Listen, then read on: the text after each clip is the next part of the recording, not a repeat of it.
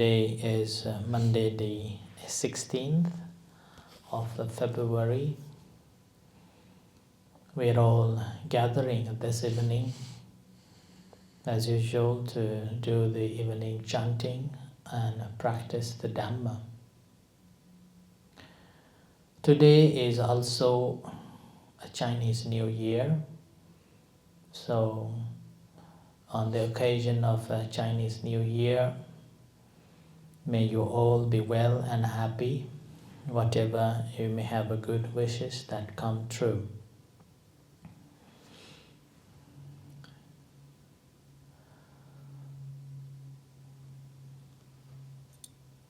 And today also a full, half moon, technically another 15 days will be a full moon.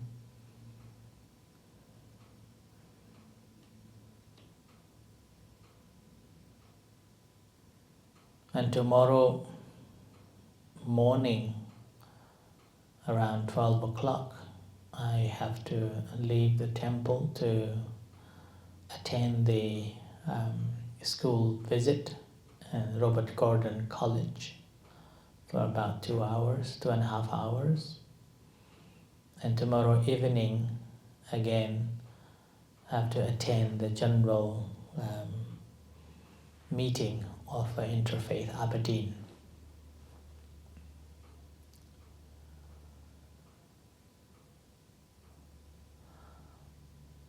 And just the announcement that end of this month, the Saturday, the 28th, we will have a children's meditation retreat, encouraging children to come and participate in the retreat.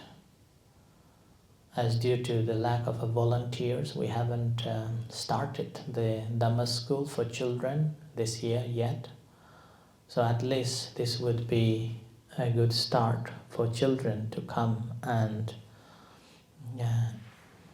practice the Dhamma.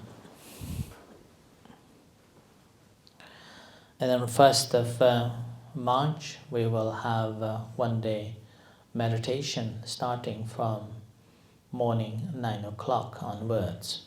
So you're also invited to come and attain the practice. Obviously, we have a morning and evening chanting at 7 o'clock. You can come and join. As you may have noticed, Gavin is attending every day, and he's getting better and better in chanting, emulating now, better and better, and his pronunciation of all the Palis also getting more finer and skilled, so which is very good.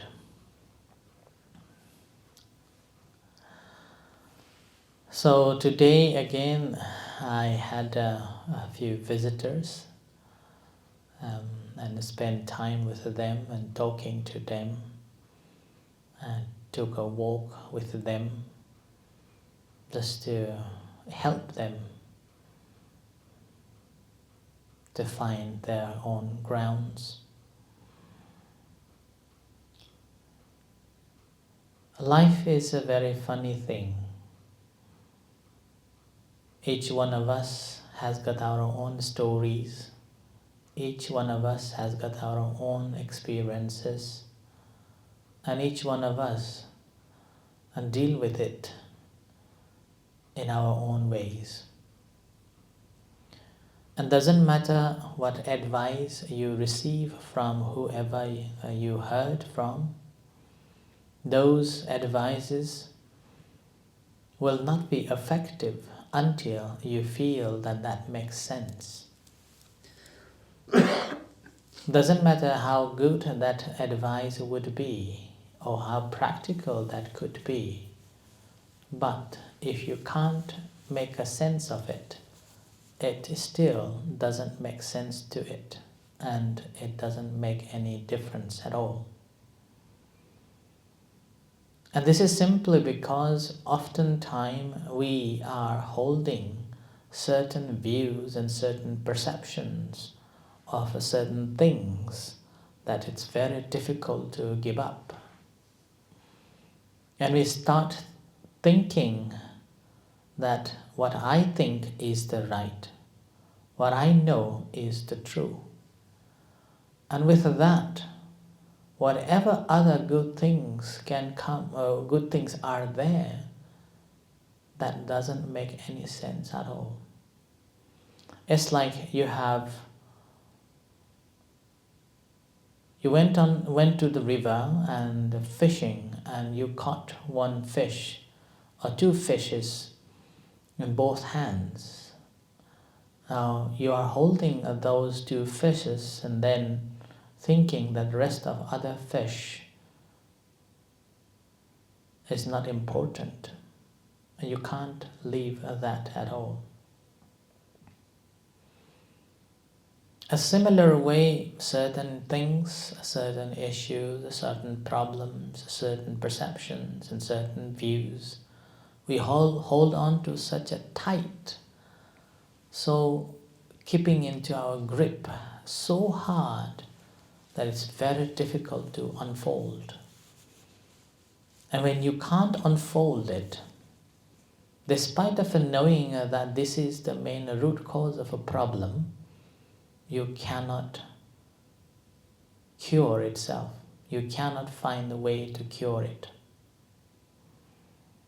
I remember a long time ago I watched one Chinese movie. And this Chinese movie, there's martial art movies.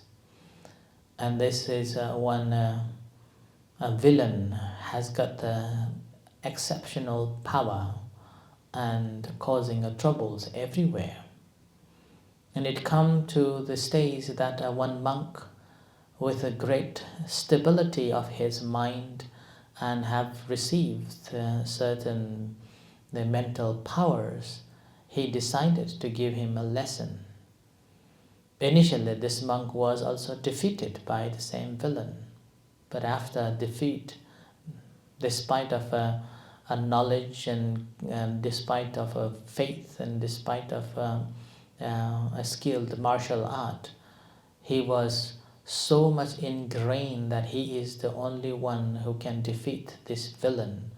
So the first match, he was defeated because of that grudge that he had, or that attachments he had. So he was defeated. After that defeat, he went on and he spent some time in the forest and contemplating on that. How come, despite he is far more better in the martial art and far more better in the powers, and yet he was defeated? And after some times, he contemplated on for several weeks. Then he realized that it was because his mind had plenty of negativities that wanted to defeat this villain and punish. In the very moment when he realized that that was the cause, that making his power and his skills not to have that much effect on that villain, then he suddenly realized the compassion towards this villain, kindness towards the villain. As a result, one day he traveled in one of the villages that this villain was about to attack. By the time when he arrived, this monk arrived, then this villain already defeated all those martial art masters in that village, and everyone was lying on the floor. And here he comes. Having seen this monk again, this villain laughed out loud and thinking that I have defeated you once, and why you dare to come back and fight with me? And it's time. This monk simply said that I don't want you to do any bad karmas. I want you to stop.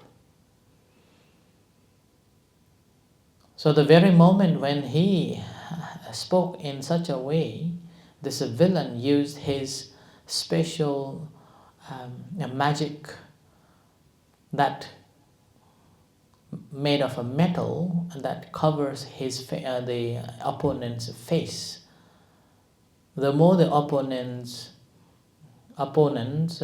moves, this metal thing will simply become a tighter and tighter, squeezing his head or her head to the death. Now, the very moment when this metal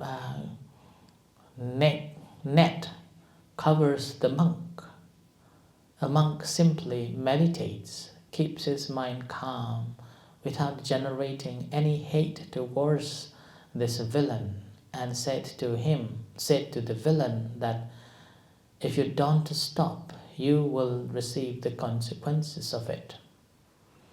But this villain was adamant, and he was fully confident that this time again he can defeat this monk. At that very moment, then this monk used his calmness of the mind and inner strength and a skill that he was already better than the villain. Using his skill, he transferred that metal net to the villain himself. A villain tried to remove. The more he tries to remove it, the more severe pain he had to endure. Then at the end, he could not bear and he was about to die, then asked for forgiveness. And he opens his mind to the monk and saying that, forgive me, I will stop. That very moment, this monk again, using his power and his strength, all the net just collapsed. So like that, sometimes when we hold on to certain views and certain perceptions, it can be very difficult to unveil it. And you have to accept that only then, that this is the one that's causing me a problem, and you are able to release it, then you are free and the doors will open. Different doors will open to find the solution and able to free yourself. Sometimes when we find the problems, we simply go into the darkness and want to separate from all the world and just contemplating on this, why me? What is the reason? What have I done wrong? And so on. And we hold on to such a perception. Rather than we getting free from that, we dig our own grave, go into deeper and deeper darkness and distress and problems, and mind becomes really in a bad state. Therefore, it is very important that you better speak with someone that you trust, or share with someone that you really believe in. By sharing, it helps. There is a saying that if you share good thing, it doubles. If you share bad things, then it decreases.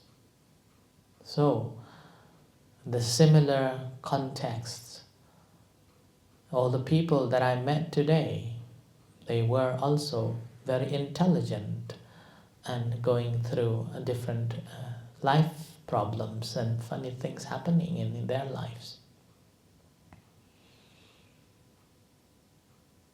And pretty much it's very difficult to give up the certain perceptions and attachments that they have towards those issues. And sometimes it's very difficult to show them that this is what's happening.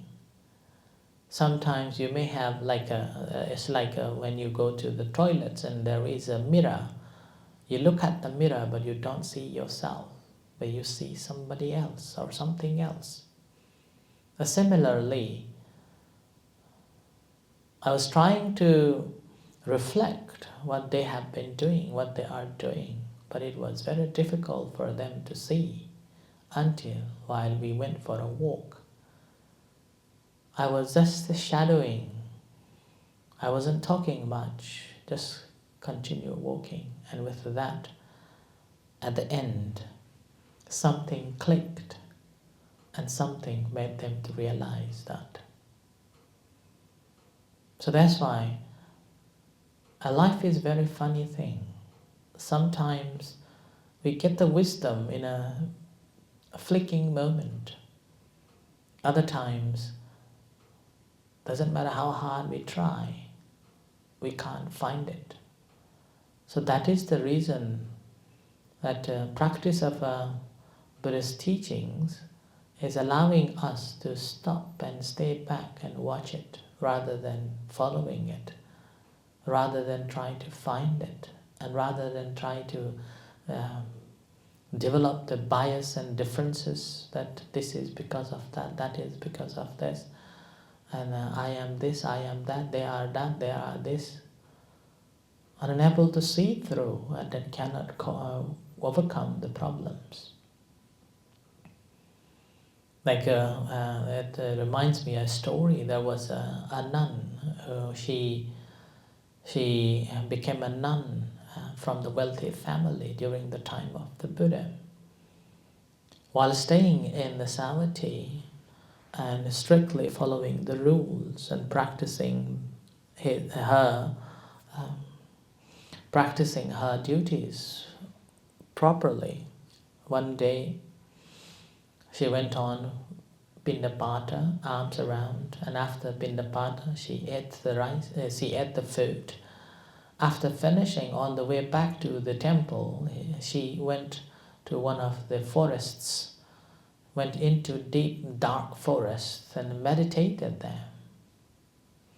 While she was meditating, she had this very unusual thought came into her mind, saying that I am a woman.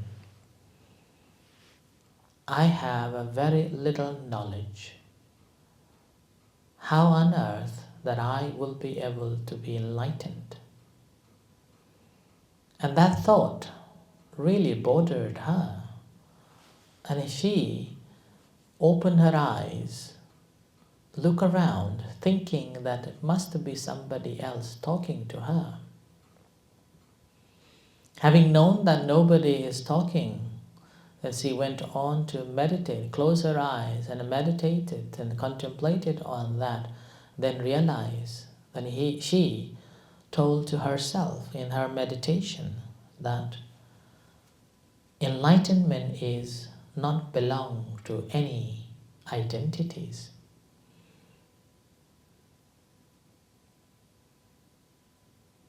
A person who is secluded and in practice the Dhamma will excel in it. Those who are holding on to the identity of this is man, that is woman, those people will not find a way to be enlightened. So with that, she was kind of in a state of such a calm and liberated state. So similarly, in our life, often we create our own boundaries. Often we create our own circle, thinking that this is the safe zone, this is my comfort zone, and cannot see through.